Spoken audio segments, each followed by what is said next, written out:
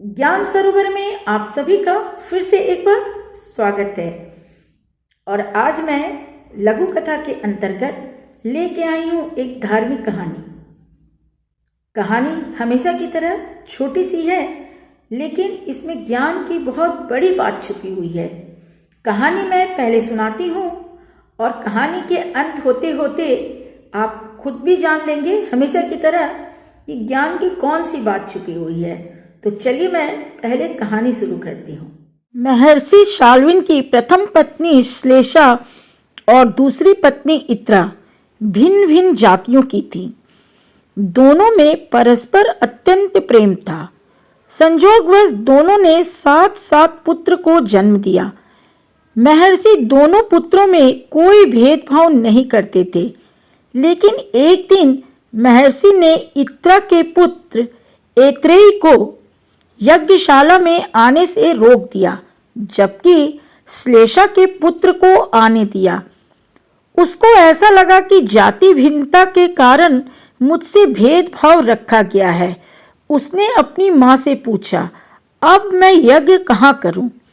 माँ बोली, पुत्र तू अपनी आत्मा को गुरु मान और धरती को यज्ञ स्थल मानकर अपनी उपासना आरंभ कर। बालक ने माँ के बताए मार्ग का अनुसरण किया और साधना कर योगी बन गया।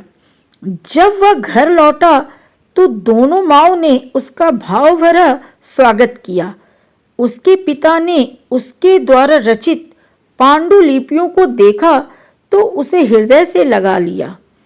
वह पांडुलिपियां वेदों की विशुद्धतम व्याख्याएं थीं, जो ऐत्रेय ब्राह्मण के नाम से प्रसिद्ध हुई।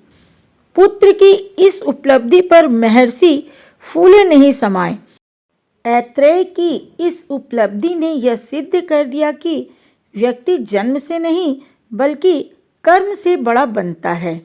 अतः इस कहानी से हमें ये शिक्षा मिलती है कि अगर हमें जीवन में आगे बढ़ना है किसी भी क्षेत्र में, तो सबसे ज़्यादा हमें अपने कर्म पर ध्यान देना होगा। जितने अच्छे कर्म हम करेंगे जीवन में उतना आगे बढ़ेंगे। तो चलिए अपनी कहानी और अपनी बातें यहीं पे समाप्त करती हूँ, इस वादे के साथ कि अगली बार मैं फिर आऊँगी किसी नई शिक्षाप्रद प्रेरणात्मक कहानी के साथ। तब तक के लिए जय हिंद, जय भारत।